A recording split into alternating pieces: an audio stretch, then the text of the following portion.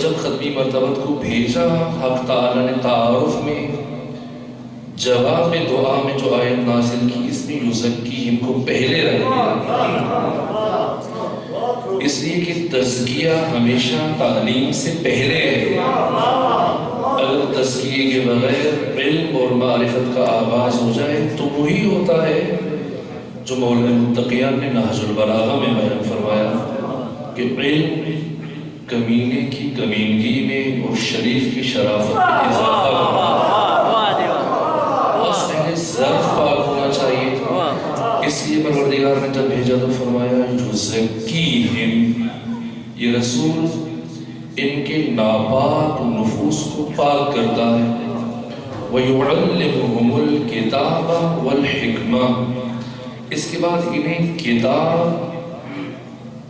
کی تعلیم دیتا ہے اور حکمت کی تعلیم دیتا ہے۔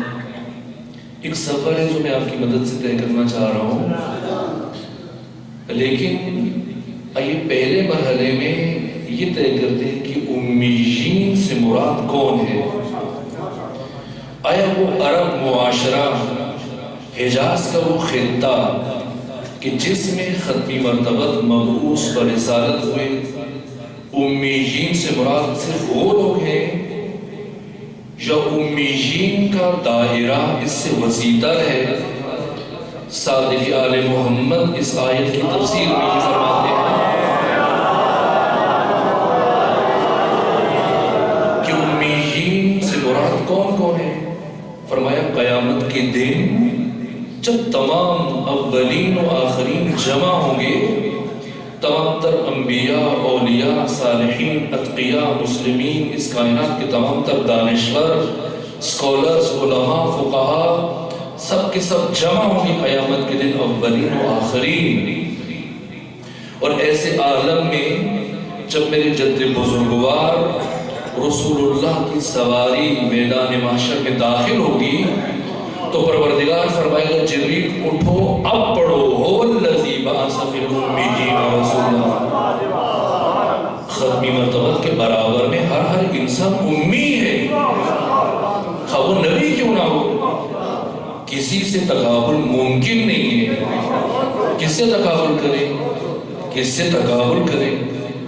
جس کی حیات کی خیرات نے خضر کو عمر جاویدانی دے دی، اور جس کے فیض وجود نے عیسیٰ کو زندگانی دے دی، اور جس کی عقل کی بھیک نے یوسف کو حکمرانی دے دی، اور جس کی رحمت کے عروج نے کونین کو منارہ دے دیا، اور جس کی بخشش کے نزول نے حسین کو سہارا دے دیا، تیرا نے انجیلی کہاں، تیرا نے قرآنی کہاں، طور مکانی کہاں، لام مکانی کہاں، لن ترانی کہاں، منزانی کہاں، جو قاب قوسین کی فضاؤں میں پرواز کر رہا ہے وہ عام کہاں، فرد انسانی کہاں، اور جس کا سایہ نہ ہو اس کا ثانی کہاں۔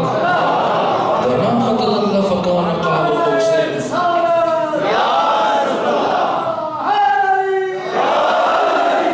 بھیجا امیین میں کس لیے؟ تلاوت کرے، جو زکیہم تزکیہ کرے، اور پھر انہیں تعلیم دے کتاب کی۔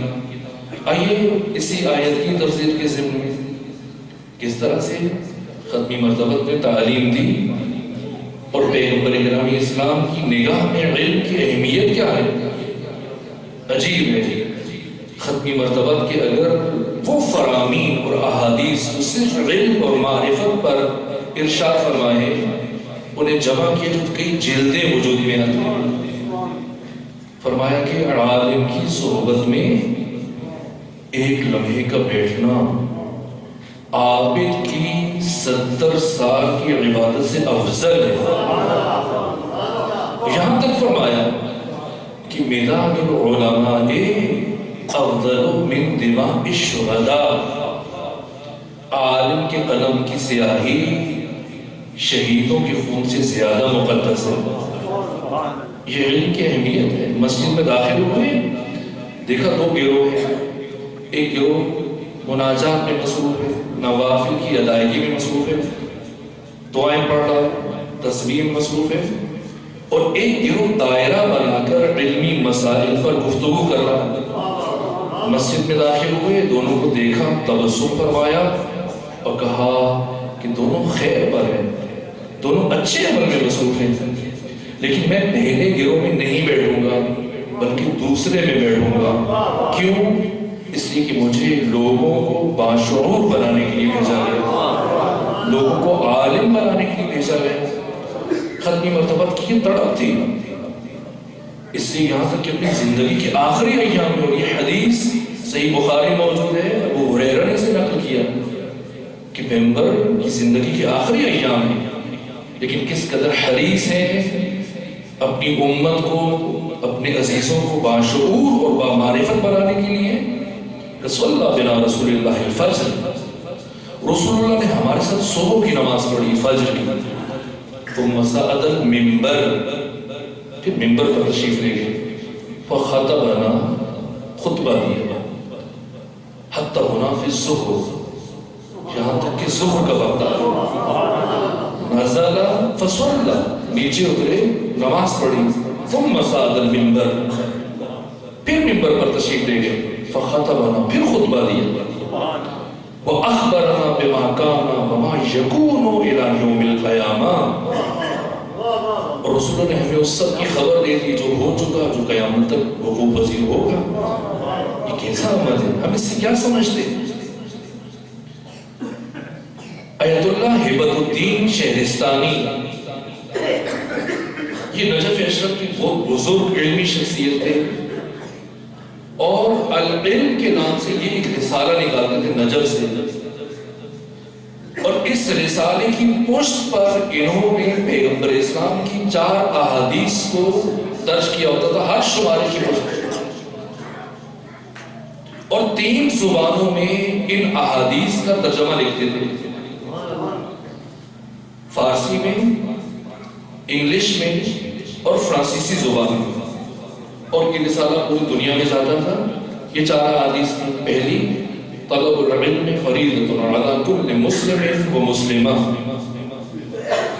دوسری حدیث اطلب العلم من المہد الی اللحد، تیسری حدیث اطلب العلم ولو بالسین، اور چوتھی حدیث اطلب العلم ولو کان من اہل النفاق۔ یہ 4 احادیث ترجمہ سبھی کے لیے روشن ہے۔ پہلی حدیث کے علم کا حصول ہر مسلمان مرد اور خاتون دونوں پر واجب ہے، دوسری حدیث کے مہد سے لے کر لحد تک، قبر تک علم حاصل کرو، تیسری علم حاصل کرو بے شک تمہیں چین جانا پڑے، چوتھی حدیث کے علم حاصل کرو بے شک مشرک سے، بے شک منافق سے، بے شک کافر سے۔ یہ رسالہ فرانس میں وہاں کی جو بڑی تعلیمی درسگاہ تھی، یونیورسٹی، وہاں پہنچا کسی کے توسط سے، اور وہاں کی بڑی شخصیت جو وہاں پروفیسر تھے، کئی کتابوں کے مصنف اور مؤلف تھے، اور ان تک پہنچا۔ انہوں نے یہی رسالہ اٹھایا، اپنی تمام تر مصروفیات کو ترک کیا، اور فرانس سے انہوں نے نجف اشرف کا عراق کا سفر کیا، اور پوچھتے ہوئے پہنچے آیت اللہ ہبت الدین شہرستانی کے پاس، کہا کہ اس رسالے کی چیف ایڈیٹر آپ ہیں؟ کہا میں ہوں۔ کہا کہ میں نے دنیا کے تمام ادیان اور مکاتب الہی اور غیر الہی سب کا مطالعہ کیا، سب کو پڑھا اور گہرائی میں جا کے پڑھا ہے۔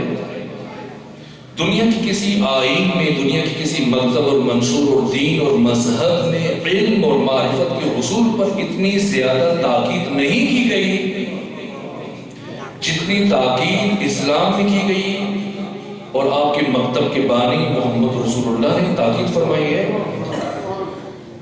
لیکن میں پریشان ہوں، اور وہی پریشانی مجھے کھینچ کے فرانس سے یہاں تک لے آئی ہے کہ جب اتنی تاکید ہے علم کے حصول پر، میں نے خود اسلام کو بھی پڑھا ہے، اسلام میں بعض واجبات مردوں کے ساتھ خاص ہیں، نماز جمعہ عورتوں کے لیے نہیں ہے، چاہے تو ٹھیک ہے، واجب نہیں ہے، کچھ واجبات خواتین کے ساتھ خاص ہیں، مردوں پر واجب نہیں، لیکن یہ واجب بلا استثناء مرد و زن مردوں پر واجب ہے۔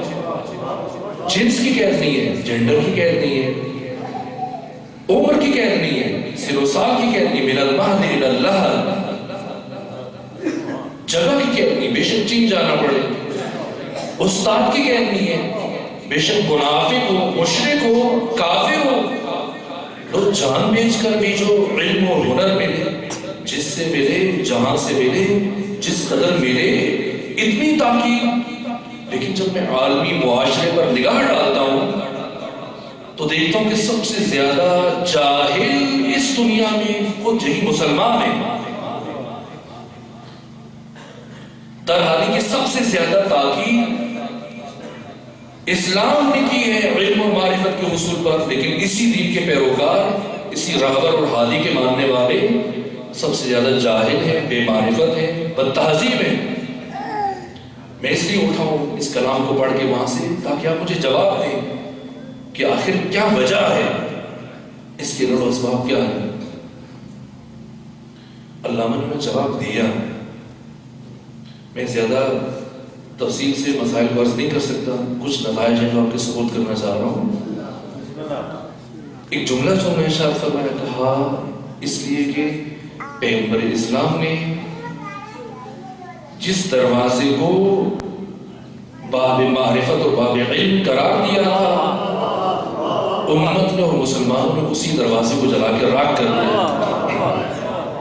اس لیے آج یہ کیفیت پیغمبر کی کلمات ہیں جو ہمیں فکر دیتے، نتیجہ دیتے ہیں. مسجد نبوی میں آقا تشریف فرما ہے، صحابہ کرام بیٹھے، ایک عرب بدو پریشان حال تھا، مصیبت میں گرفتار تھا، مقروض تھا، گھر میں پریشانی، فقر و فاقہ، غصے میں آیا، توہین شروع کی، گالیاں دینا شروع کی پیغمبر کو، اور توہین کرتا رہا. کسی نے کہا اجازت ہے سر گرم کر دوں، فرمایا نہیں بیٹھے رہو، جہاں تک کہ جب وہ جو کچھ اس کے دل میں تھا کہا، غصہ ٹھنڈا کیا، وہاں سے چلا. جب واپس موڑا، مسجد سے نکلنے لگا تو اب پیغمبر کے لبھائے مطہر میں جنبش پیدا ہوئی اور فرمایا اقطعوا لسانہ، اس کی زبان کاٹ دو. اور ایک تلوار نکلی نیام سے جو بہت کم کبھی شاید نکلی ہو، اور اس موقع کو غنیمت جانا، چمکنے لگی اور دوڑے حضور پیچھے، اور قریب تھا کہ اس شخص کا سر قلم کر دے کہ سامنے سے علی ابن ابی طالب تشریف لا رہے تھے. کہا رکو، ٹھہرو، کیا کرنے لگے؟ کہا قتل کرنے لگوں گا. کیوں؟ کہا پیغمبر نے فرمایا. کہا کیا کہا پیغمبر نے؟ کہا اقطعوا لسانہ، زبان کاٹ دو اس کی. کہا ہوا کیا تھا؟ کہا یہ سب ہوا اس لیے پیغمبر نے فرمایا. کہا اچھا تم پیچھے ہٹو، میں دیکھتا ہوں. اب وہ بادل نخواستہ پیچھے ہٹا، اب علی آگے بڑھے اس شخص کی طرف، عارف مزاج رسالت. کہا الگ حاجت، کوئی ضرورت ہے، مشکل ہے، کوئی پریشانی ہے؟ کہ اسی لیے تو مجھے غصہ آیا کہ یہ شخص نبوت کا دعویٰ کرتا ہے، کہہ رہا ہے کہ میں اللہ کا نبی ہوں، خود عیاشی کر رہا ہے، اسلامی حکومت بنا لی، ہمارے گھروں میں فقر و فاقہ ہے. کہا نا ایسا ہرگز نہیں ہے، تجھے غلط فہمی ہے. پیغمبر کے گھر میں تمہارے گھر سے زیادہ محرومیت اور پریشانی اور مشکلات ہیں، جو تو سوچ رہے ایسا نہیں ہے. اور پھر جیب میں ہاتھ ڈالا، درہم و دینار کی تھیلی نکالی، کہا یہ لے جاؤ، یہ میرے سردار میرے آقا محمد مصطفیٰ کی طرف سے ہے، تمہارے تمام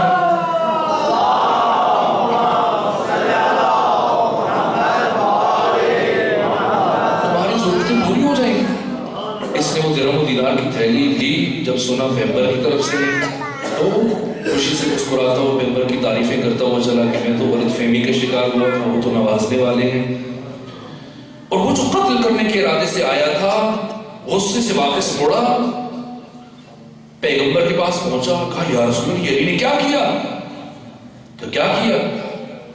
کہ جس شخص کو آپ نے قتل کرنے کا حکم دیا تھا، زبان کاٹنے کا حکم دیا تھا، علی نے اسے مالا مال کر دیا. جیسے پیغمبر نے سنا مسکرائے. کہا باپ کیوں مسکرا رہے؟ کہا اس لیے کہ میں بھی تو یہی چاہ رہا تھا جو علی نے کر دیا. کہا آپ نے تو فرمایا تھا کہ اس کی زبان کاٹو، اور علی نے مالا مال کر دیا. کہا علی نے وہی کام کیا جو میں چاہ رہا تھا، کہ علی نے اس کی زبان اس طرح سے کاٹ دی کہ جب تک زندہ رہے گا کبھی میری مخالفت نہیں کرے گا. کیا نتیجہ لیتے ہیں ہم اس روایت سے، اس واقعے سے؟ پیغمبر ہمیں کیا سمجھا رہے ہیں کہ اگر بات ایک ہے، پیغمبر نے وہی جملہ ارشاد فرمایا اقطعوا لسانہ، اس کی زبان کاٹ دو، لیکن ایک اس جملے سے کیا سمجھا اور دوسرا اس جملے سے کیا سمجھا؟ یہ پیغام دیا رسول اللہ نے کہ اگر تم نے کلام خدا اور کلام رسول کو علی اور اولاد علی کی زبان سے سمجھا تو یہ دین تمہارے لیے رحمت بن جائے گا. اور اگر اس دروازے کو چھوڑ کر کسی اور دروازے سے کلام خدا اور کلام رسول کو سمجھنے کی کوشش کی تو یہی دین تمہاری مصیبت بن جائے گا، دہشت گردی بن جائے گا، پریشانی بن جائے گا. لیکن افسوس ہے کہ امت نے اس دروازے کو فراموش رکھا، دھن کیا، اور مسلسل اس دروازے پر، اس باب معرفت پر 250 سالوں میں پابندی رہی. بعد ختمی مرتبہ، ورنہ آج اسلامی معاشرے کی یہ حالت نہ ہوتی. اور صرف بیچ میں 25 سے 30 سال کے مختصر ترین عرصے کے لیے تھوڑی سی آسانی ملی ہے اہل بیت کو، اور اس کا اثر دیکھ لیا. اس کا نتیجہ آپ آج خود محسوس کیجیے. کیا آپ مصطفی نہیں ہے یا نہیں؟ علوی ہے، حسنی ہے، حسینی ہے، مہدوی ہے، لیکن خود کو مہدوی نہیں کہتے، مصطفی نہیں کہتے، جعفری کہتے ہیں. کیوں جعفری کہتے ہیں؟ کیوں جعفری کہتے ہیں؟ اس لیے کہ محمد رسول اللہ کی اس ایک فرزند کو مختصر موقع ملا تو اس کا اثر آج دنیا میں دیکھا جا رہا ہے. 25 سے 30 سال، اور وہ بھی اتنا آسان نہیں تھا. اتنا آسان نہیں تھا جیسے عام طور پہ بعض مورخین کہہ کے گزر جاتے ہیں کہ بنو عباس اور بنو امیہ کی جنگ تھی، آپس میں الجھے اور جعفر صادق نے اس باہم آویزی سے فائدہ اٹھایا اور مسند علم سجائی. نا، حالات اتنے عجیب تھے کہ امام جعفر صادق کے سگے چچا جناب زید کو شہید کیا گیا، سر تن سے جدا کیا گیا، تن کو آگ لگا دی گئی، جلا دیا گیا، اور سر 2.5 سال تک شہر کے دروازے پر آویزہ رہا. یہ جناب زید کا حال کیا گیا. پھر دیکھیے محمد نفس زکیہ اور ان کی بھائی ابراہیم، یہ دونوں بیٹے ہیں عبداللہ محض کے. عبداللہ محض فرزند حسن مثنی کے، حسن مثنی فرزند حسن مجتبیٰ کے. ان دو بھائیوں نے کیا کیا؟ ان کے ساتھ کیا ہوا؟ ان کے سر کاٹ کے جب ان کے والد زندان میں تھے، عبداللہ محض ان کے پاس بھیجے تھے، وہ وہیں پہ مر گئے. اولاد امام حسن کو بیڑیوں اور توقوں اور زنجیروں میں جکڑ کر شہر سے باہر نکالا گیا، بے کجاوا اونٹوں پر بٹھا کر، جس کا اثر یہ تھا کہ امام صادق چیخ چیخ کر رو رہے تھے، گریہ کر رہے تھے، اور 20 دن تک مسلسل بیمار رہے، مسجد نبوی تک نہیں جا سکے. لیکن خاموش ہے، خاموش ہے. جب محمد نفس زکیہ اور ابراہیم دونوں بھائیوں نے مل کر عباسیوں کے خلاف اللہ نے بغاوت بلند کیا، رائے عامہ اس درجہ ہموار تھی ان دونوں بھائیوں کے حق میں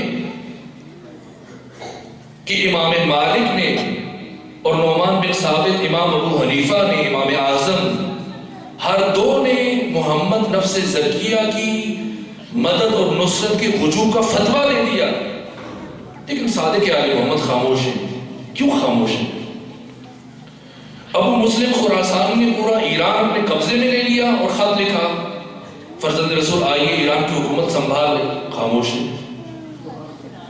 ابو سلمہ خلال نے پورے کا پورا ایران اپنے دسترس میں لے لیا، بنو امیہ کو وہاں سے مار بھگایا، قاصد روانہ کیا امام صادق کے پاس.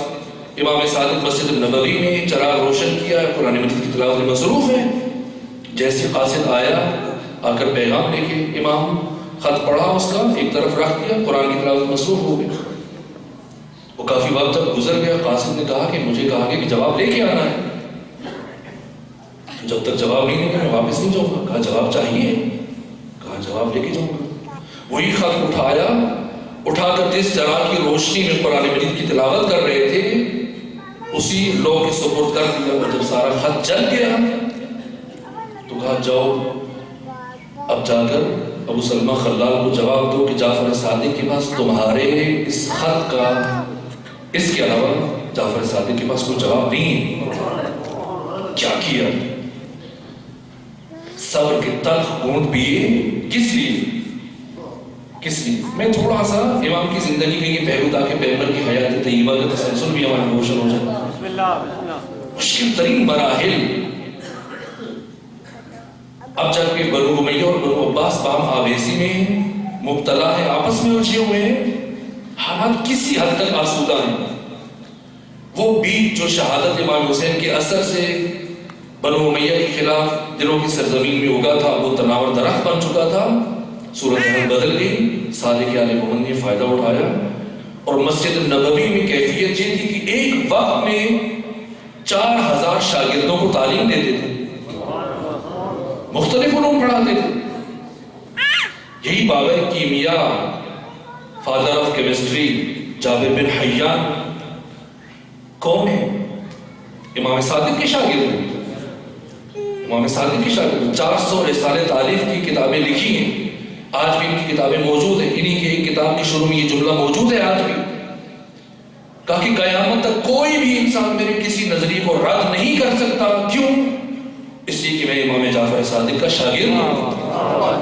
سبحان اللہ. جن کی صحبت میں صرف 2 سال بیٹھنے والا، 2 سال شاگردی اختیار کرنے والا جمہور کے لیے اور سواد اعظم کے لیے امام اعظم بن جائے، اس امام کی اپنی عظمت کیا ہوگی؟ کیسے کیسے شاگردوں کو تیار کیا. اگر کوئی مناظر آتا تھا، شام سے ایک شخص آ گیا، اس نے کہا کہ امام میں نے آپ سے مناظرہ کرنا ہے. کہا کس چیز میں؟ کہا حدیث میں. کہا ابو بصیر سے مناظرہ کرو. کہا نہیں آپ کے ساتھ کروں گا. کہا نا ابو بصیر سے مناظرہ کرو. اگر اسے شکست دی تو سمجھنا جعفر صادق کو شکست دی ہے. مناظرہ کیا، شکست کھائی. کہا قرآن میں کرنا چاہتا ہوں. کہا عوام کھڑے ہو جاؤ، اس سے مناظرہ کرو. عوام ایک ایک فرد کو تیار کیا. جب فقہ میں آئی بات تو زرارہ کو کہا آپ مناظرہ کرو. علم کلام میں کہا مومن طاق آپ کھڑے ہو جاؤ. افراد کی تربیت کی، تیار کیا.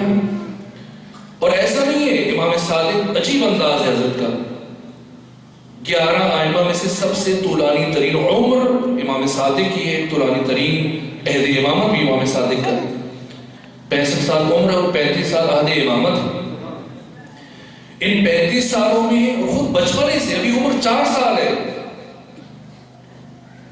اور شام جو بنو امیہ کی خلافت کا مرکز تھا، عبد الملک بن مروان کے پاس ایک قدری مناظر آیا جو مسلمان علماء سے مناظرہ کرتا تھا اور ہر آنے والے کو لمحوں میں شکست دیتا.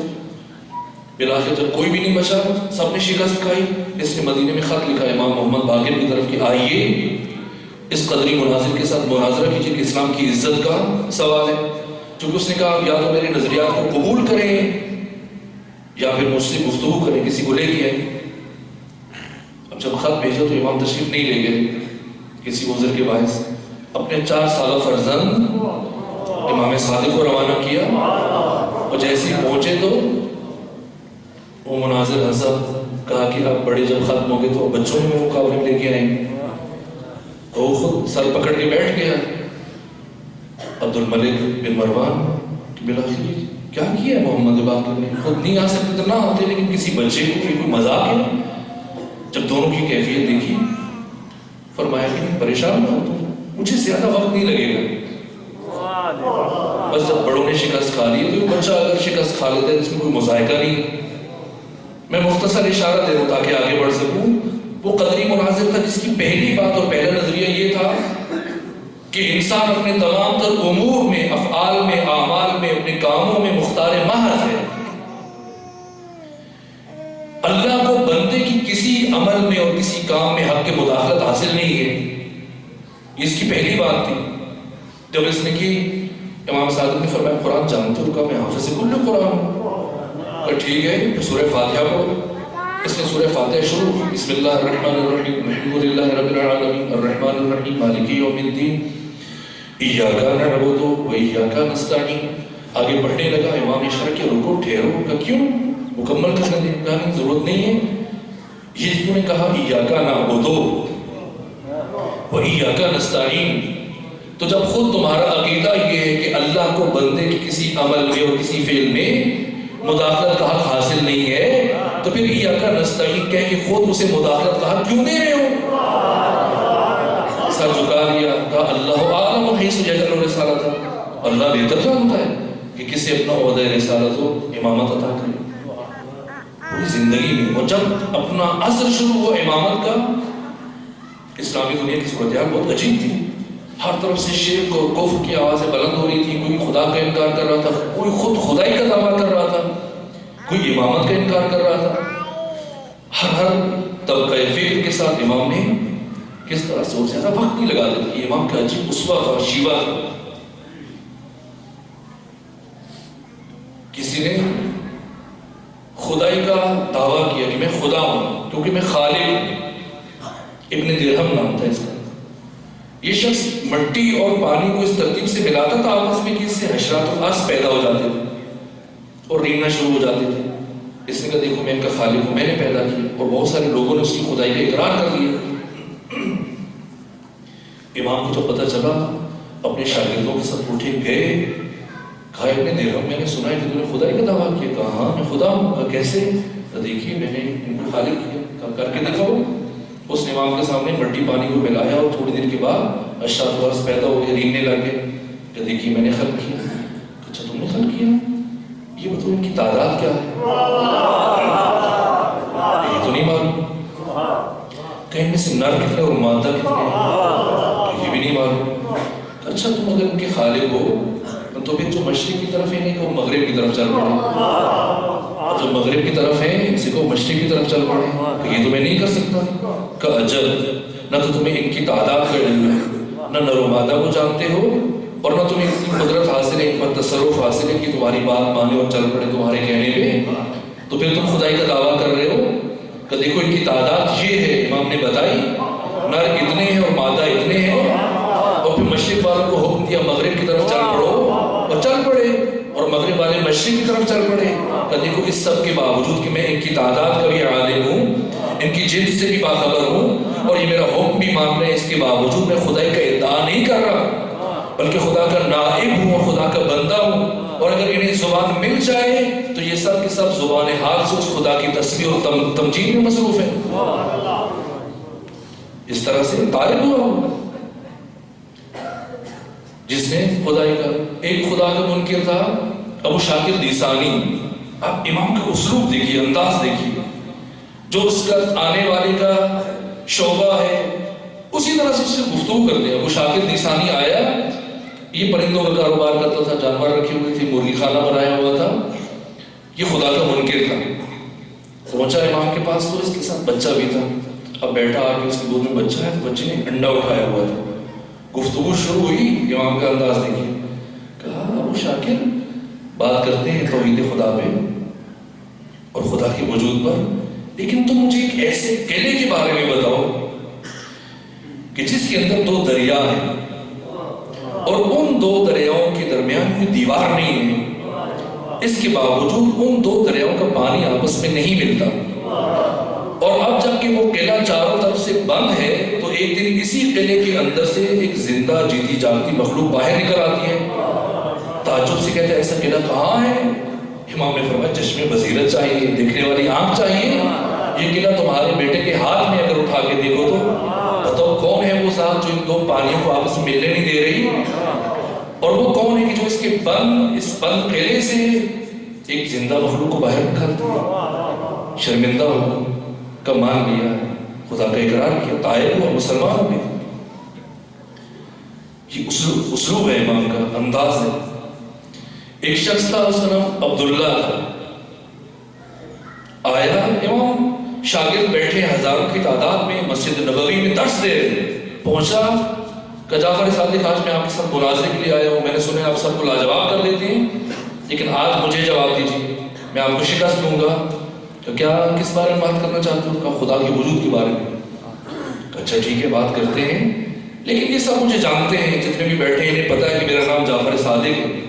اس سے پہلے کہ ہماری گفتگو کا آغاز ہو تم بھی سب کو اپنا تعارف کروا دو, کم از کم اپنا نام بتا دو, تاکہ انہیں پتہ چل جائے کہ یہ 2 مناظر جو آپس میں گفتگو کر رہے ہیں نام کیا ہے ان کا. جیسے امام نے فرمایا نام بتاؤ, اب چپ ہو گئے. وہی مجمع کے درمیان کھڑا حیران سوچتا رہا. کافی دیر سوچنے کے بعد سر جھکایا اور مجمع سے باہر نکل گیا.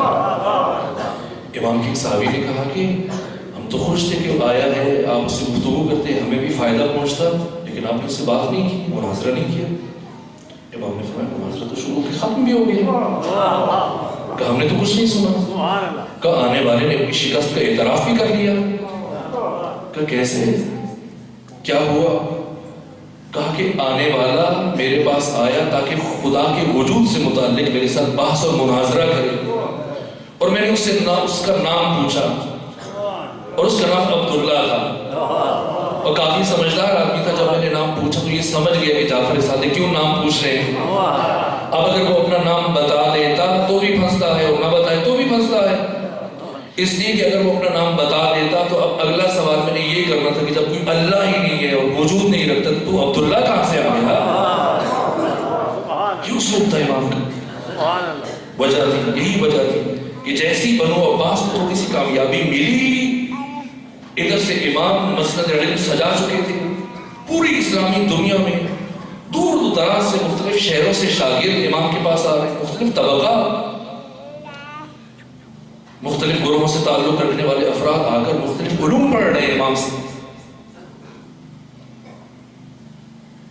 جب اب مرکز مضبوط ہو گیا، بنو عباس کی حکومت، تو اب انہوں نے خطرہ سمجھا، چونکہ وہ بظاہر انہوں نے محسوس کیا کہ وہ جسموں پر حکومت کر رہے ہیں، اور اس وقت اگر کوئی شخصیت مسلمین کے دلوں پر حکومت کر رہی ہے تو فرزند رسول جعفر صادق ہے، لہٰذا اس نے بہت کوششیں کی، عجیب و غریب ہتھ کنڈے اپنائے امام کی مرکزیت کو توڑنے کے لیے۔ مدینہ جو روحانیت، علم اور معرفت کا مرکز بن چکا تھا، منصور نے اس مرکزیت کو توڑنے کے لیے بہت سوچا، یہاں تک کہ اسلامی دنیا میں صرف شخص کا انتخاب کیا، البتہ وہ شخص امام کا شاگرد رہ چکا تھا۔ اسے بلایا کہ نعمان بن ثابت، میں آپ کو امام اعظم کا لقب دینا چاہتا ہوں اور حکومت کی طرف سے آپ کی امامت کا اعلان کروانا چاہتا ہوں، اور آپ کو انعامات اور ہدایہ سے نوازوں گا اگر ایک کام کریں تو۔ کیا کام ہے؟ تو میں چاہتا ہوں کہ تم ایسے سوال پوچھو میرے دربار میں جعفر صادق سے کہ انہیں لاجواب کر دو، میں تمہیں امام کا بھی خطاب دوں گا، امام اعظم سرکاری سطح پر تمہاری امامت کا اعلان کروں گا اور اس قدر نوازوں گا کہ تمہاری نسلوں کے لیے کافی ہو۔ پہلے اعتبار کیا، پھر قبول کیا، لیکن کہا مجھے کچھ وقت چاہیے تاکہ میں یہ سوال تیار کر سکوں۔ چند مہینے سوالات آمادہ کیے اور کافی مہینوں کی کاوش کے بعد پہنچا، کہا اب بلائیے جعفر صادق کو تاکہ میں سوال پوچھوں۔ 40 سوال تیار کیے تھے، امام کو بلایا گیا، مدینے سے تشریف لائے۔ اب منصور نے کہا کہ یہ ہمارے ملک کی ایک بڑی شخصیت ہے، عالم ہے، فقیہ ہے، ان کی کچھ سوالات ہیں۔ 2 سال امام کے سامنے بیٹھ کے پڑھتا رہا، لیکن امام نے نہیں فرمایا کہ ہاں میں جانتا ہوں، میرا شاگرد ہے نا، کہا ہم جانتے ہیں، بس یہی جملہ ہے۔ تو پوچھئے سوالات۔ اب وہ جو سوالات اس نے تیار کیے، کہا کہ ذبیحہ میں اور مردار میں، پہلا سوال، 40 سوال ہے، البتہ میں چند ایک تبرکن عرض کر دیتا ہوں تاکہ کچھ مزید مسائل عرض کر سکوں۔ ذبیحہ میں اور مردار میں کیا فرق ہے؟ کیوں ایک کا گوشت اللہ نے حلال قرار دیا، ایک کا حرام قرار دیا؟ امام نے فرمایا خون کا فرق ہے، ذبیحہ کا خون نکل جاتا ہے اس لیے حلال ہے، مردار کا خون اس کے اندر رہ جاتا ہے اس لیے حرام ہے۔ کہا تو اللہ نے اس خون کو ہی کیوں حرام قرار دیا جس کی وجہ سے مردار کا گوشت ضائع ہو جاتا ہے؟ اس خون کو ہی اللہ نے حلال کر دیا ہوتا؟ کہا نہیں، اللہ خون کو حلال نہیں قرار دے سکتا تھا۔ کہا کیوں؟ کہ اس میں 3 خرابیاں ہیں۔ اگر کوئی خون کھانا یا پینا شروع کر دے، ایک تو جزام کی بیماری میں مبتلا ہو جائے گا، کوڑ، دوسرا اس کے بدن سے بدبو آئے گی، تعفن اٹھے گا، اور تیسرا یہ قصیر القلب ہو جائے گا، سنگدل بن جائے گا، اس لیے اللہ نے خون کو حرام کرا دیا۔ کہ اچھا خون نکلنا چاہیے، پھر مچھلی کا ذبیحہ کیا ہے؟ اس کو تو ذبح نہیں کیا جاتا۔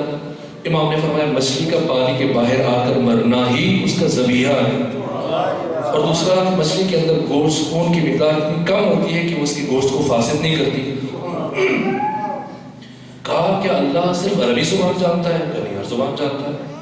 کہا پھر نماز کو عربی زبان میں کیوں واجب قرار دیا؟ کہا اس لیے تاکہ تغیر و تبدل اور تحریف سے محفوظ رہے۔ کہا اچھا جب اللہ ہر جگہ موجود ہے تو پھر قبلہ کی طرف منہ کر کے نماز پڑھنا کیوں لازم قرار دیا؟ کہا نظم و ضبط کے لیے، تاکہ نظم و ضبط برقرار رہے، اور کوئی وجہ نہیں۔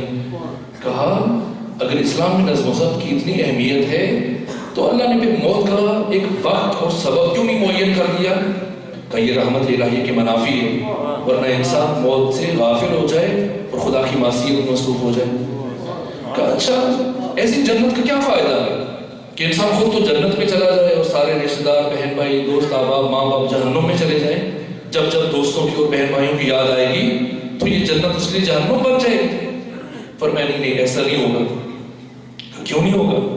کہ اس لیے کہ جب انسان جنت میں پہنچے گا تو اس کی عقل کامل ہو جائے گی، اور جب عقل کامل ہو جائے تو انسان کی دوستی اور دشمنی کا معیار صرف اور صرف خدا بن جاتا ہے، اور جب دوستی اور دشمنی کا معیار خدا بن جائے تو کبھی بھی وہ اللہ کے دشمن کو اپنا دوست نہیں سمجھ سکتا، اس لیے پریشان نہیں ہوگا۔ کہ یہ سید ہونا اور اولاد فاطمہ ہونا یہ کون سا بڑا شرف ہے؟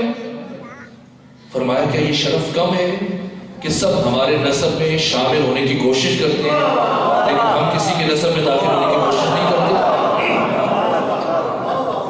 کا کیا وجہ ہے کہ جو آپ کے شیعہ ہیں یہ اعمال میں سست ہیں، اور جو آپ کے مخالفین ہیں یہ اعمال میں بڑے چست ہیں؟ فرمایا اس کی وجہ یہ ہے کہ ابلیس نے جب ہمارے شیعوں کو دیکھا عقیدے میں گمراہ کرنے کی کوشش کی، ناکام رہا، تو پھر اس نے عمل میں کوشش کی، اس لیے ان سے سستی ہو جاتی ہے۔ لیکن جو ہمارے مخالفین ہیں ان کو جب ابلیس نے، شیطان نے عقیدے میں گمراہ کر دیا تو پھر چھوڑ دیا کہ عمل میں لگے رہو، اس سے تمہیں کیا فائدہ ہو سکتا ہے؟ کیا یہ اعمال مادی ہے یا مادی نہیں ہے؟ کہ پھر قرآن کیوں کہہ رہا ہے کہ قیامت کے دن اعمال کو تولا جائے گا؟ یہ میزان کیسا ہے جس پہ اعمال کو تولا جائے گا؟ کہ ہوشیار ہو جاؤ، آگاہ ہو جاؤ، وہ میزان ہم 14 کی ولایت ہے جس پر قیامت کے دن تمام انسانوں کے اعمال کو تولا جائے گا۔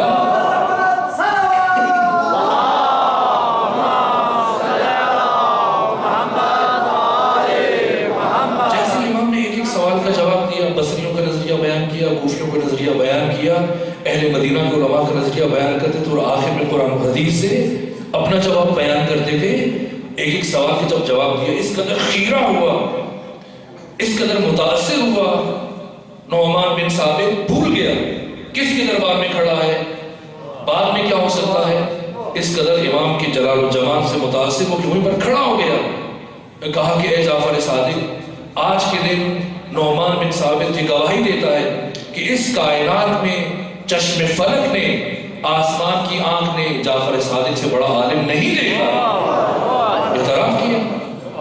امام دکھی کیفیت میں وہاں سے نکلے، چلے مدینہ میں۔ پہلے یہ برابر آ کر سوالات کرتا تھا، امام سے استفادہ کرتا تھا، لیکن اب شرک کے بارے کافی عرصے تک نہیں جا سکتا، اور 2-3 سال کے بعد جب یہ مدینے گیا تو دستک دی۔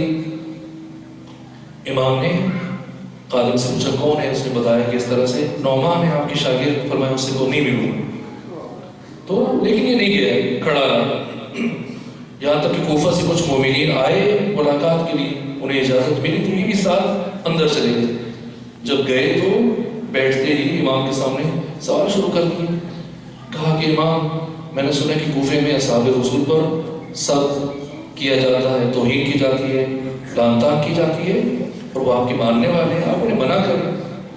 امام نے فرمایا کہ کیا وہ میرے منع کرنے سے رک جائیں گے؟ کہ یقیناً سب آپ کے پیروکار ہیں، مانتے ہیں، آپ کہیں گے تو رک جائیں گے۔ کہ تو 2 سال میرے پاس پڑھتا رہا، اس کے باوجود تو نے گھر آنے کی اجازت مانگی، میں نے اجازت نہیں دی، تم نے بولنے کی اجازت نہیں دی، بغیر اجازت کے بولنا شروع کر دیا۔ تو جب میرا شاگرد میری بات ماننے کے لیے تیار نہیں تو میں کسی اور سے کیا توقع رکھوں؟ خاموش ہو گیا، چپ ہو گیا۔ امام فرماتے میں نے سنا ہے کہ تم دین میں قیاس کرتے ہو اور قیاس کر کے فتوے دیتے ہو، تو کیا کروں؟ جب کسی مسئلے کا حل مجھے قرآن و حدیث سے نہیں ملے گا تو پھر میرے پاس رائے حل صرف قیاس ہے۔ امام نے فرمایا اگر تمہارا مبنا قیاس ہے تو یہ بتاؤ کہ اگر کوئی شخص حالت احرام میں ہرن کے اوپر والے 2 دانت توڑ دے تو اس کا کفارہ کیا ہے؟ سوچ میں پڑ گیا، کافی دیر کے بعد کہا کہ مجھے نہیں معلوم۔ امام نے فرمایا اچھا تمہیں تو یہ بھی نہیں معلوم کہ ہرن کے اوپر والے دانت ہوتے ہی نہیں؟ جب اتنا بھی نہیں پتا تو تم امامت کا دعویٰ کرتے ہو؟ فرمایا اچھا اگر تمہارا مبنا قیاس ہے تو پھر بتاؤ قیاس کی روشنی میں قتل بڑا جرم ہے یا بدکاری؟ اس نے کہا قتل بڑا جرم ہے۔ فرمایا پھر قتل کے لیے 2 گواہ چاہیے اور بدکاری کے ثبوت کے لیے 4 گواہ، تو بڑے جرم کے لیے کم گواہ اور چھوٹے جرم کے لیے زیادہ گواہ۔ کیوں؟ کہ نہیں معلوم۔ کہ عورت کمزور ہے یا مرد؟ کہ عورت نصف حصہ اس کا، کہ پھر میراث میں اس کا حصہ زیادہ ہونا چاہیے، درحالی کہ مرد کا زیادہ ہے۔ کیوں؟ کہ نہیں معلوم۔ کہ نماز افضل ہے یا روزہ؟ کہ نماز افضل ہے، کہ لیکن ایک خاتون مہینے میں کچھ دن جب نماز روزہ ہر روز سے محروم رہتی ہے تو نماز کی قضا اس پر واجب نہیں ہے، لیکن روزے کی قضا واجب ہے، جو افضل ہے اس کی قضا ہونی چاہیے تھی، کیوں کہ نہیں معلوم۔ کہا اگر کوئی 10 درہم چوری کر لے تو اس کا ہاتھ کاٹا جائے گا، اس سے کم پہ ہاتھ نہیں کٹتا، انگلیاں کاٹی جاتی ہیں، لیکن اگر کوئی کسی کا ہاتھ کاٹ دے تو اس کی دیت 500 درہم ہے۔ یہ فرق کیوں ہے؟ ادھر بھی 10 درہم ہونا چاہیے تھا، یا ادھر بھی 500 درہم ہوتا، کیوں کہ نہیں معلوم۔ کہا عقل مند کس سے کہتے ہیں؟ عاقل کا جو خیر و شر میں تشخیص دے سکے، کہ یہ تو جانور بھی کر سکتا ہے۔ سوالات پوچھتا رہا، بالآخر پوچھے جاتے رہے سے آخر میں امام نے، اس نے بھی 40 سوال پوچھے، امام نے بھی 40 پوچھے، اس نے بھی فقہ سے پوچھے، احکام سے، امام نے بھی احکام سے پوچھے، امام نے اس کے ایک ہی سوال کا جواب دیا لیکن اس سے کسی سوال کا جواب نہیں دے پایا۔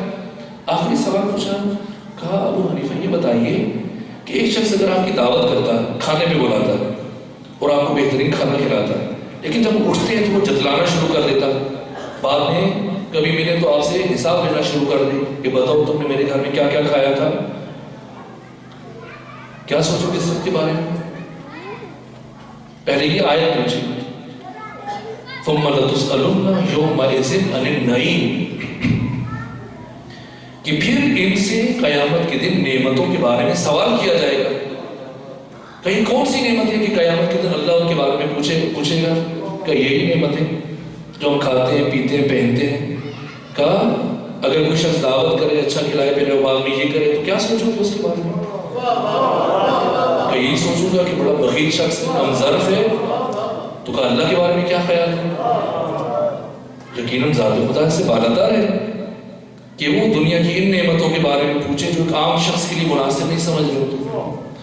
کہ پھر وہ کون سی نعمت ہے؟ کہ نہیں معلوم۔ کہ یاد رکھنا وہ ہم محمد والے محمد کی ولایت کے لیے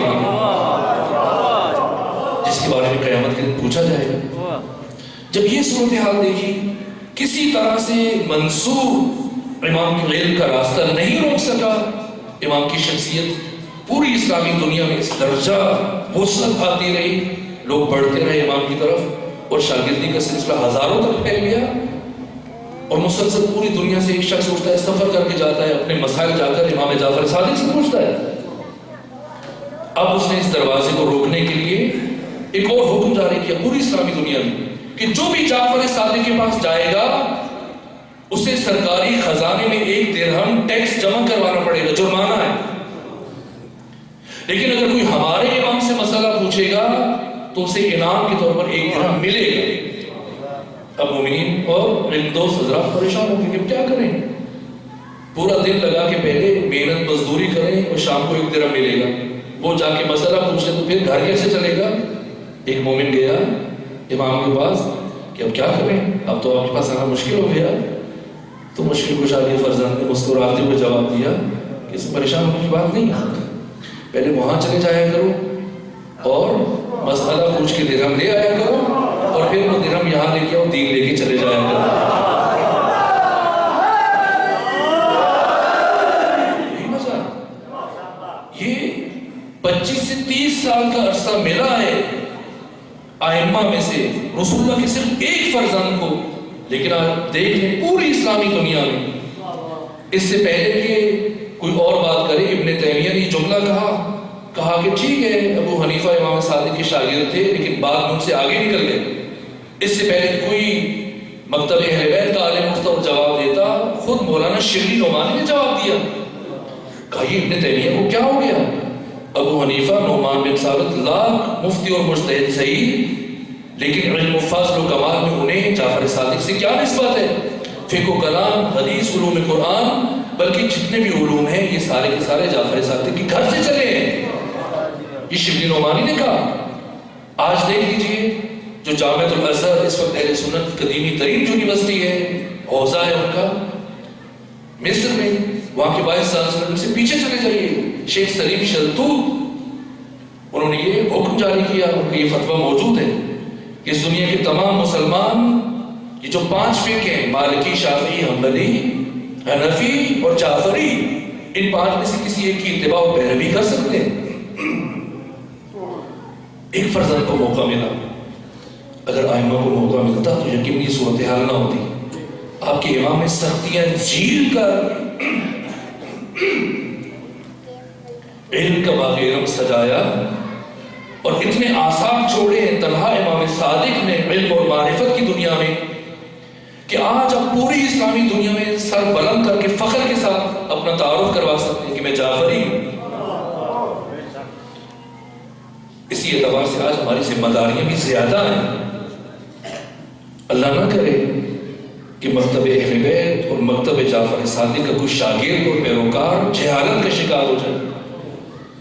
دشمن نے جب ہر طرح سے دیکھ لیا کسی بھی طرح سے 1400 سالوں میں تشیع کا مقابلہ نہیں کر سکا، نسل کشی میں مصروف رہا، قتل و غارت گری میں مصروف رہا، آج آپ کے دشمن نے چال بدل دی. وہی ہمارا تشخص علم اور معرفت جو تشیع کی پہچان ہے، دشمن آج اسی پہچان کو اور اسی تشخص کو محو کرنے کے اوپر. آج کے دشمن کے حملے بہت شدید اور کارگر ہیں. آپ مکتب اہل بیت کے پیروکاروں کی ذمہ داریاں بہت بڑھ گئی ہیں. آپ نے اسی سلسلے کو آگے لے کے چلنا ہے. وہی شعر جو مولا متقیہ نے میرے شام کو خط لکھا اور آخر میں یہ جملہ لکھا، رضینا قسمت الجبار فینا لنا علم وللأعداء مال لأن المال يفضل من قریب ولكن العلم باق لا يزال. بس میرے اس وقت بہت ہو گیا، میں اتنی زیادہ زحمت آپ کو نہیں دینا چاہ رہا تھا. پہلا مرحلہ آقا پیغمبر گرامی اسلام ہم سب کو عالم دیکھنا چاہتے ہیں، باشعور دیکھنا چاہتے ہیں. یہ ہماری ذمہ داری ہے، بزرگان کی ذمہ داری ہے. وہ کس طرح سے اس سلسلے کو آگے لے کے بڑھیں، علماء کے دار کریں، وہ ایک الگ بحث ہے. میں سبھی پیغام عرض کر سکتا تھا. دوسرے مرحلے میں رسول اللہ ہم سب کو عاقل دیکھنا چاہتے ہیں. عاقل ممکن ہے کہ ایک شخص عالم ہو لیکن عاقل نہ ہو. رسول اسلام فرماتے کہ خدا نہ کرے کہ کسی انسان کا علم اس کی عقل سے زیادہ بڑھ جائے. ایسا انسان دوسروں کی پریشانیاں پیدا کرتا ہے. تنہا علم کافی نہیں، عقل چاہیے. اور عقل فکر سے بڑھتا ہے، تفکر سے بڑھتا ہے. کیوں جاتے تھے رسول اللہ غار حرا میں؟ میں لاہور میں گیا، وہاں ایک ڈاکٹر تھے، قابل ڈاکٹر تھے. تو ایسی باتوں میں انہوں نے کہا کہ میں بھی حج پہ گیا ہوا تھا. تو وہاں میں نے دیکھا کہ جو پیغمبر کے گھر سے لے کے غار حرا کا ڈسٹینس ہے کئی کلومیٹر ہے. اس سے مجھے انداز ہو پیغمبر ڈیلی کتنی واک کرتے تھے. تو آپ لوگوں کو بھی واک کرنی چاہیے، یہ اچھا ہے صحت کے لیے. میں نے کہا واک کرنا اچھا ہے لیکن پیغمبر واک کرنے کے لیے غار حرا نہیں جاتے تھے. کہا پھر کس لیے جاتے تھے؟ میں نے کہا پیغمبر یہ نقطہ اپنے پیروکاروں پر روشن کرنا چاہتے تھے، سمجھانا چاہتے تھے کہ تعقل اور تعلق یہ دو چیزیں کبھی جمع نہیں ہو سکتی ہیں. تعقل یعنی غور و فکر، تعلقات یہ جو ہماری چیزوں کے ساتھ ہیں، لوگوں کے ساتھ ہیں، واٹس ایپ اور یہ انٹرنیٹ اور یہ ساری بلائیں اور یہ ہر چیز کے ساتھ ہمارا ذہن خصوصاً جوانوں کا الجھا ہوا ہے. یہ ذہنی فکری اٹیچمنٹ، یہ تعلقات وہ گاڑی سے بھی ہو سکتے ہیں، موٹر بائک سے بھی ہو سکتے ہیں. پیغمبر فرما رہے کہ تعقل اور تعلق یہ دو چیزیں کبھی جمع نہیں ہو سکتی ہیں. تعقل کے لیے، غور و فکر کے لیے تجرد چاہیے، یعنی غور و فکر کے لیے غار حرا چاہیے. آج کے انسان نے جب خود کو گم کر دیا ہے، مولا روم کہتے ہیں کہ جب ہم تنہا ہوتے ہیں تو ہمیں وحشت محسوس ہوتی ہے اکیلے بھی، اسی لیے ہم نے خود کو دوسروں میں گم کیا ہے اور ہم خود کو دوسروں میں تلاش کرنے کی کوشش کرتے ہیں. نہ، خلوت چاہیے لازم خود سے ملنے کے لیے. اسی لیے جب تک خود سے نہیں ملیں گے ہم خدا سے نہیں مل سکتے. تفکر چاہیے. رسول اللہ ہم سب کو عاقل دیکھنا چاہتے ہیں. ضروری نہیں کہ ہم کثرت سے پڑھیں قرآن مجید کہ دن میں ایک پارہ آج مکمل کرنا ہے تاکہ مہینے میں قرآن مکمل ہو سکے، بلکہ ہم لفظ استعمال کر سکتے ہیں قرآن ختم ہو جائے، یہ لفظ استعمال کیا نہ. سرے سے رسول اللہ نے قرآن مجید کو پاروں میں تقسیم نہیں کیا ہے. پارا ان ٹکڑا یہ ٹکڑوں میں تقسیم کیا کسی امام نے کیا ہے. الہی تقسیم سورتوں کی تقسیم ہے. 114 سورہ قرآن کی یہ قاریوں نے کیا ہے. قاریوں نے، تاکہ وہ جو مہینے میں ماہ رمضان میں قرآن پڑھا جاتا ہے، اس کے لیے جو ہے قرآن کو 30 حصوں میں ہرگز تقسیم نہیں کیا گیا، ایک مطلب پارے کے ایک حصے میں دوسرا۔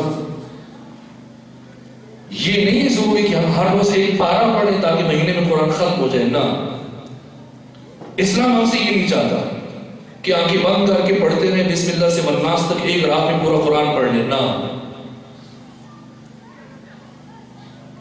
اسلام ہم سے یہ چاہتا ہے، نبی یہ چاہتے ہیں کہ آنکھیں کھول کر ایک آیت پڑھ لو کافی ہے، تمہاری تقدیر بدل جائے گی۔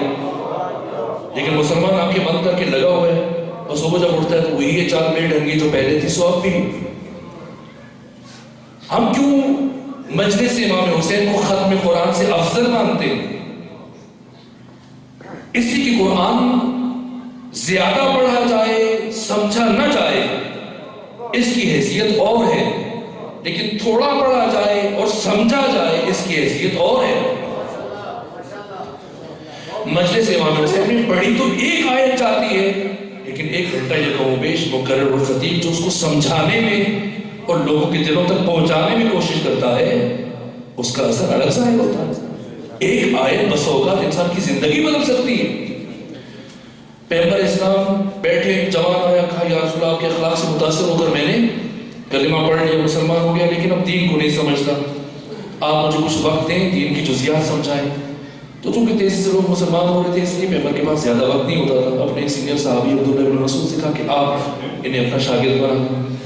3 دن کے بعد عبداللہ سے پوچھا، بتائیں آپ کو نیا شاگرد کیسا جا رہا ہے؟ کہا کہ وہ تو چھوڑ گیا، وہ تو بہت جوش سے آیا تھا، شوق سے آیا تھا، پھر کیوں چھوڑ گیا؟ کیا ہوا؟ کہ پہلے دن جب میرے پاس آیا کہ پڑھائیے، تو جتنا قرآن نازل ہو چکا تھا اس میں سے میں نے سوچا کیا پڑھوں، تو میں نے یہ آیت پڑھائی، فَمَن يَعْمَلْ مِثْقَالَ ذَرَّةٍ خَيْرًا يَرَهُ وَمَن يَعْمَلْ مِثْقَالَ ذَرَّةٍ شَرًّا يَرَهُ۔ اور جو اس کے بارے میں جانتا تھا گھنٹہ بھر اسے سمجھایا۔ دوسرے دن جب آیا تو میں نے کہا پچھلا سبق سنائے تاکہ نیا سبق دوں۔ اس نے کہا پچھلا سن لیجیے لیکن میں نے مزید نہیں پڑھنا۔ میں نے پوچھا کیوں؟ کل جو آیت پڑھ کے گیا رات بھر سوچتا رہا اور فجر میں اس نتیجے پر پہنچا کہ اگر میں چاہوں تو اپنی ساری زندگی کو اس ایک آیت کے سائے میں گزار سکتا ہوں۔ جیسی پیغمبر نے سنا آنکھیں نم ہو گئی کہ اس جوان نے صحیح کہا، واقعاً اس آیت میں اتنی وسعت اور جامعیت ہے کہ اگر چاہے تو ساری زندگی ایک آیت زندگی بدل سکتی ہے۔ لیکن انسان پورا قرآن پڑھ لے ثواب کے لیے محض وہیں پہ رہے۔ بس میرے عزیزوں، پیغمبر ہمیں عالم دیکھنا چاہتے ہیں، عاقل دیکھنا چاہتے ہیں، پیغمبر ہمیں با اخلاق دیکھنا چاہتے ہیں۔ عجیب جملہ فرمایا، میں بد اخلاق مسلمان پر خوش اخلاق کافر کو ترجیح دیتا ہوں۔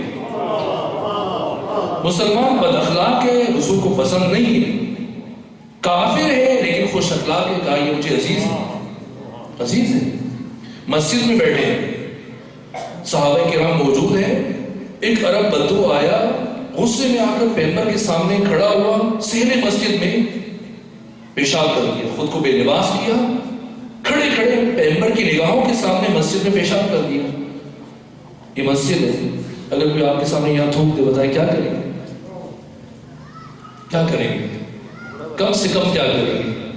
کربلا کے مومنین جوان ماریں گے، کم سے کم اس کو آپ پکڑ کے باہر نکال دیں گے کہ جس جگہ تمہیں کھڑے ہونے کا ادب نہیں ہے، بیٹھنے کا، یا تمہیں آنے کا بھی حق حاصل نہیں ہے۔ پیغمبر کی نگاہوں کے سامنے اس عرب بدو نے پیشاب کیا۔ صحابہ کرام کو تو آیا، مکہ نہیں مدینہ ہے، اسلامی حکومت قائم ہو چکی ہے۔ کسی کا اجازت ہے سرکار کو؟ کبھی تم بیٹھے ہو، میں خود جواب دوں۔ جب وہ حرکت کر چکا اور پیغمبر کے رسول عمل اور ریئیکشن کا منتظر ہے، آقا بلند ہوئی، کہا ابو ذر اٹھو، جو پانی کا ایک لوٹا بھر کے لے۔ ابو ذر گئے، پانی کا کوزہ بھرا، پیغمبر نے وہ کوزہ اپنے ہاتھ میں لیا اور اس جگہ کو پاک کی۔ اور وہ عرب بدو جس نے آ کر یہ جسارت کی تھی، سراپا حیرت بنا ہوا، فکر میں ڈوبا کہ ایسے بھی ہو سکتا ہے۔ کافی دیر کھڑے ہو کر ٹک ٹکی باندھے پیغمبر کو دیکھتا رہا اور پھر آنکھیں چھلک گئی، پیغمبر کے قدموں میں گر گیا، دست عدد جوڑ دی کہ مجھے معاف کر دیجیے۔ آج واقعاً مجھے یقین ہو گیا کہ آپ اللہ کے نبی ہیں، اسی کے سوائے اللہ کے بھیجے ہوئے کہ کسی کا بھی اخلاق اتنا بلند نہیں ہو سکتا. اخلاق دیکھنا چاہتے ہیں, عالم دیکھنا چاہتے ہیں, عاقل دیکھنا چاہتے ہیں, باخلاق دیکھنا چاہتے ہیں, حساس 5 باتیں پوری کر لیتے ہیں. چوتھی بات, پیغمبر ہمیں حساس دیکھنا چاہتے ہیں. اپنے بارے میں ہر کوئی حساس ہے, آقا ہمیں باقی اور دوسروں کے بارے میں. جو میں کہا خطبہ دیا, نماز کے لیے کھڑے ہوئے, حمد ختم ہوئی, سورہ جمعہ شروع کی, چھوڑ دی. سورہ جمعہ 2 آیتیں پڑھی ہوئی, چھوڑ دی. سورہ قل هو اللہ شروع کی, مستحبات چھوڑے, قنوت چھوڑا, دوسرے رکعت میں سورہ منافقون چھوڑی, جلدی جلدی نماز پڑھی مختصر. جیسے نماز ختم کی تو صحابی آگے بڑھا, عبداللہ, کہا کہ کیا طبیعت ناساز تھی؟ کہ نہیں, ٹھیک ہوں. کہ پھر نہ تو جنگ ہے, نہ سفر ہے, نہ بارش ہے, نہ آندھی ہے, نہ طوفان ہے, آپ نے اتنا جلدی نماز کیوں ختم کی؟ سن نہیں رہے تھے. ایک بچے کے رونے کی آواز, خواتین بھی آتی تھی ان کے ساتھ, کسی خاتون کے ساتھ بچہ آیا رو رو.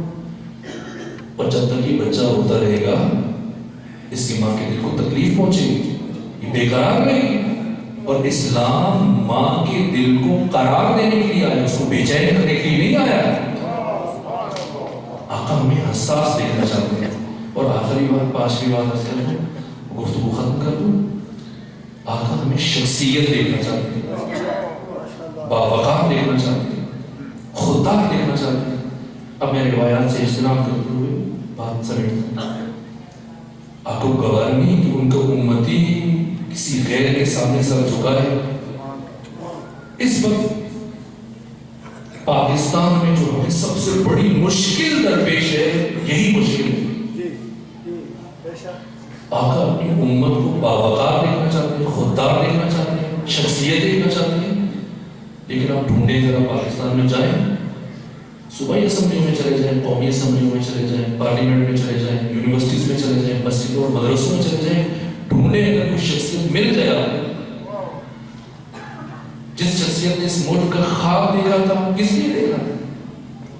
کس لیے؟ اقبال کا رگوں میں وہ لہو باقی نہیں, وہ دل, وہ آرزو باقی نہیں ہے. نماز و روزہ و قربانی و حج یہ سب باقی ہے, تو باقی نہیں, تو باقی نہیں. شخصیت نہیں ملتی.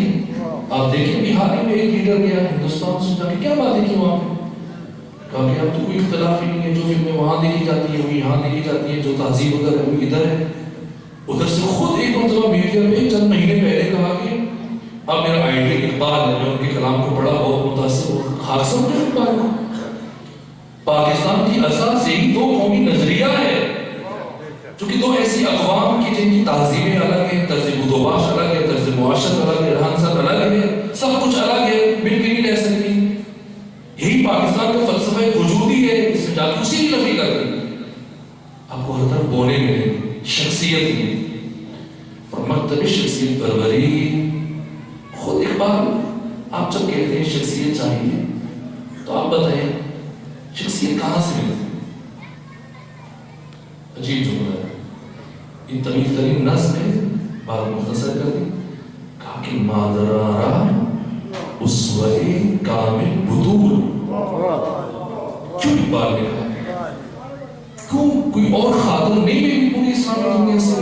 اقبال نے کہا ماؤں پر واجب ہے کہ ذات فاطمہ تو زہرا کو اپنے لیے اسوہ قرار دیں, اسوہ کاملہ ہے. اگر اسلامی معاشرے کو شخصیتیں چاہیے تو یہ شخصیتیں مکتب فاطمہ تو زہرا سے ملی.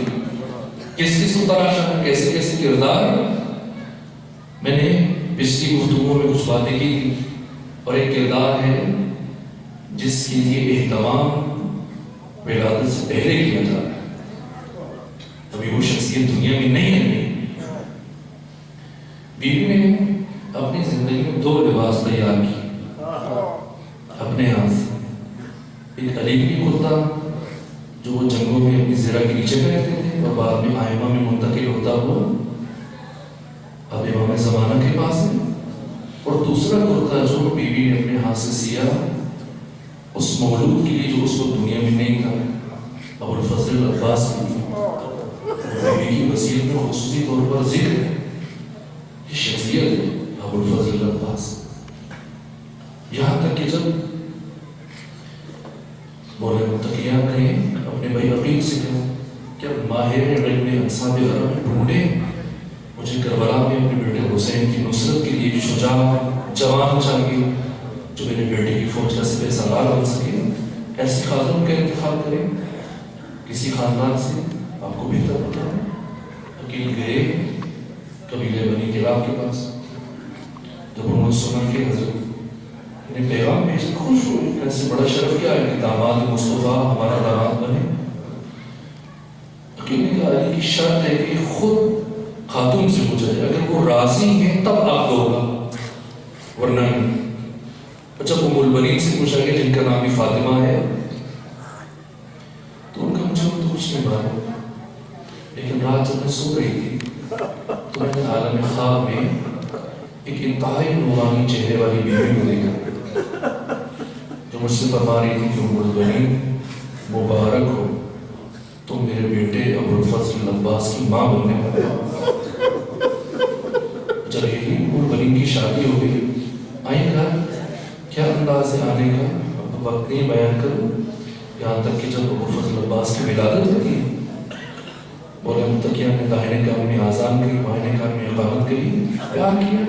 سیدہ زینب آگے بڑھی، عباس کو بابا کی گود سے دیا اور چومنے کے بعد کان میں کچھ کہا اور پھر دوبارہ سے ام البنین کی گود میں رکھ دیا۔ علی پوچھتے ہیں زینب آپ نے اپنے بھائی عباس کے کان میں کیا کہا؟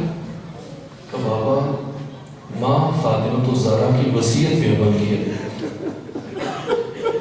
ماں نے مجھے یہ وصیت کی تھی کہ جب آپ کا بھائی عباس دنیا میں آئے تو اسے گود میں لے کے اس کے کان میں میرا سلام کہنا کہ ماں فاطمہ تجھے سلام کہنا۔ عجیب تعلق ہے ذات فاطمہ الزہرا کا ابو الفضل عباس کا۔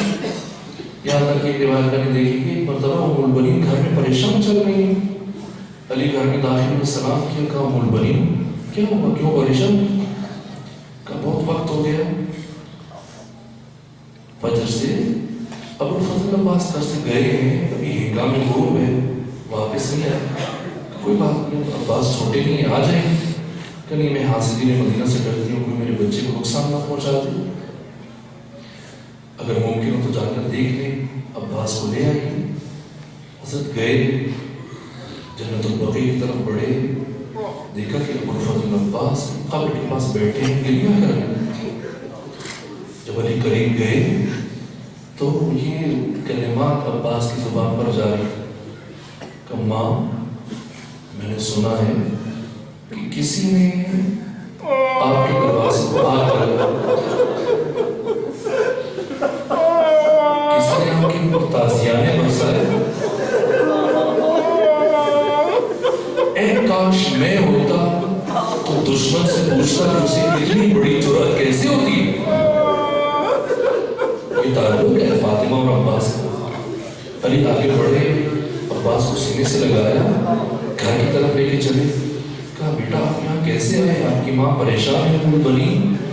کہا بابا میں نے فجر پڑھی اور آپ کی تلاوت میں مصروف ہوا، میں نے محسوس کیا کہ مجھے مسلسل جنت البقیع کی طرف سے آواز آ رہی ہے کہ بیٹا عباس میرے قریب آ جاؤ، آپ کی ماں فاطمہ آپ کو قریب سے محسوس کرنا چاہتی ہے۔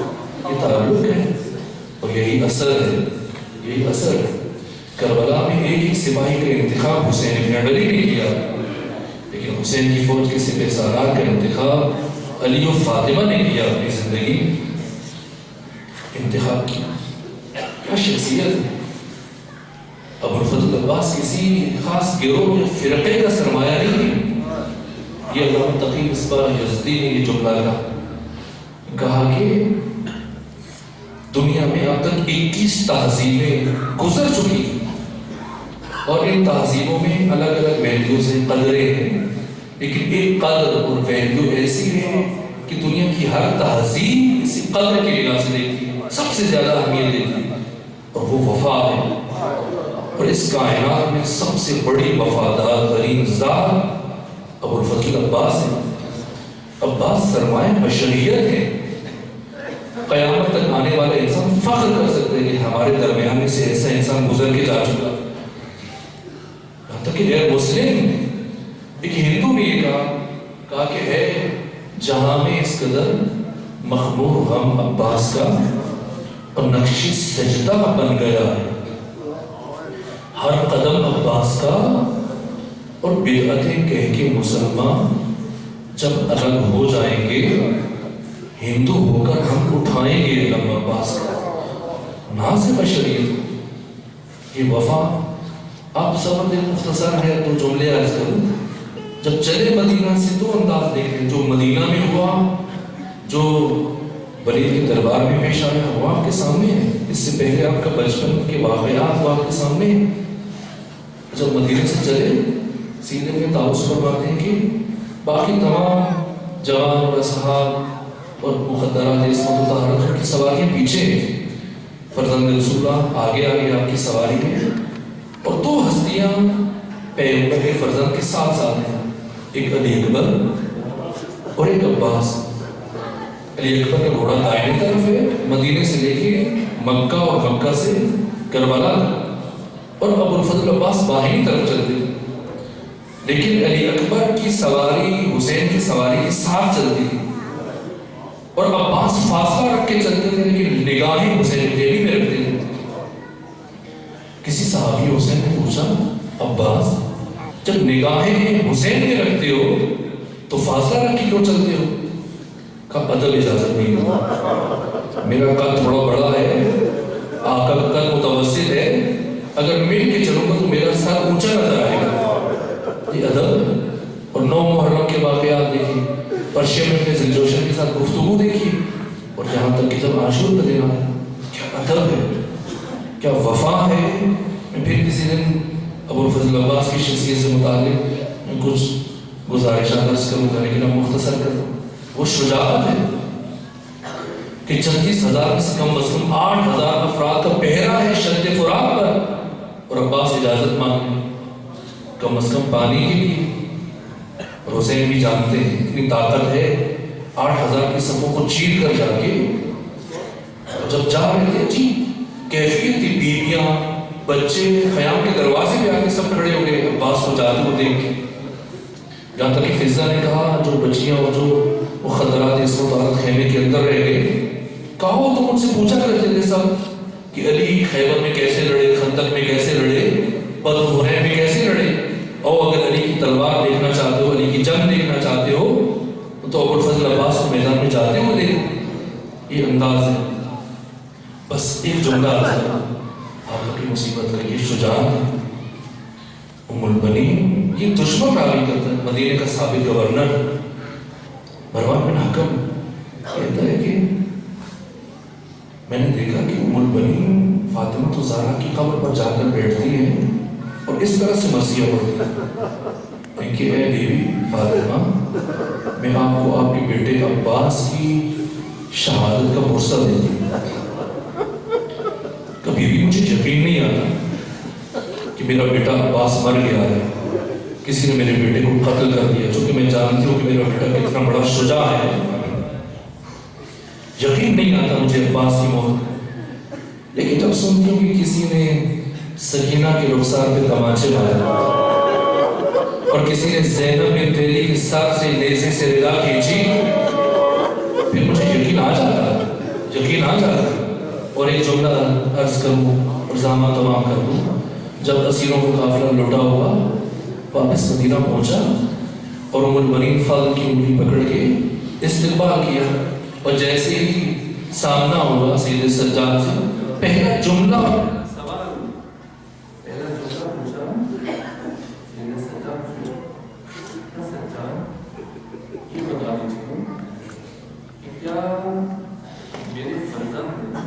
عباس نے کربلا میں حسین کے ساتھ وفا کی۔ سید سجاد نے جملہ جواباً کہا کہ ایک مختصر واقعہ بتاؤں تو آپ خود دیکھ لیں کہ آپ کے بیٹے نے امام کے ساتھ وفا کی یا نہیں کی۔ کہا کیا ہوا؟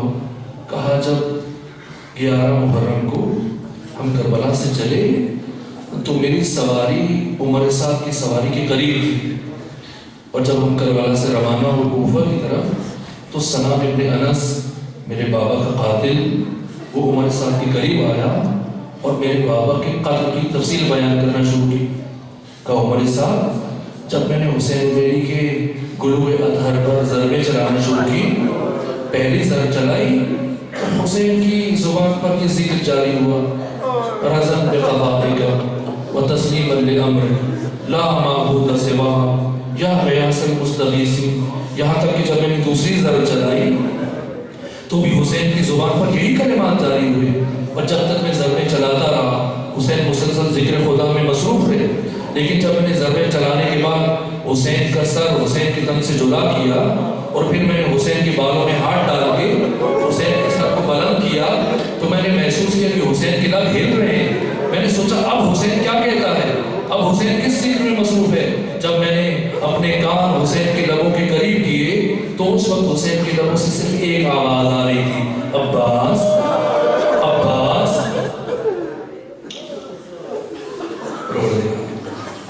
ہماری اس عبادت کو اپنی بات میں قبول فرما، پروردگار ہمارے گناہوں کو معاف فرما، ہم سب کو نعمت تقویٰ اور نور بصیرت و نور معرفت عطا فرما.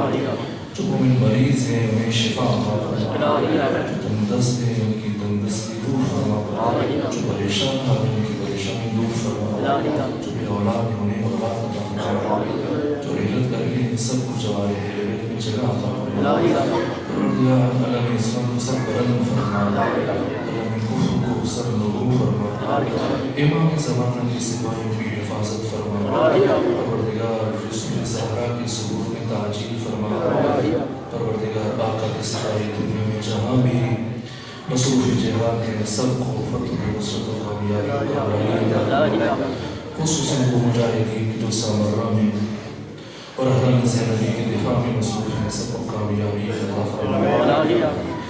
پروردگار تمام حاضرین کے دلوں میں جو دعائیں ہیں سب کو اپنی بارگاہ میں مستجاب فرما.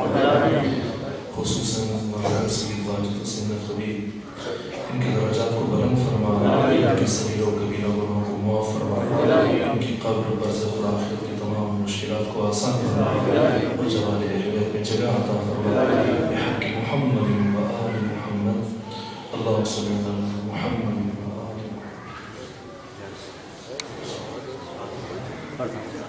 ماتم حسین یا حسین یا حسین یا حسین یا حسین.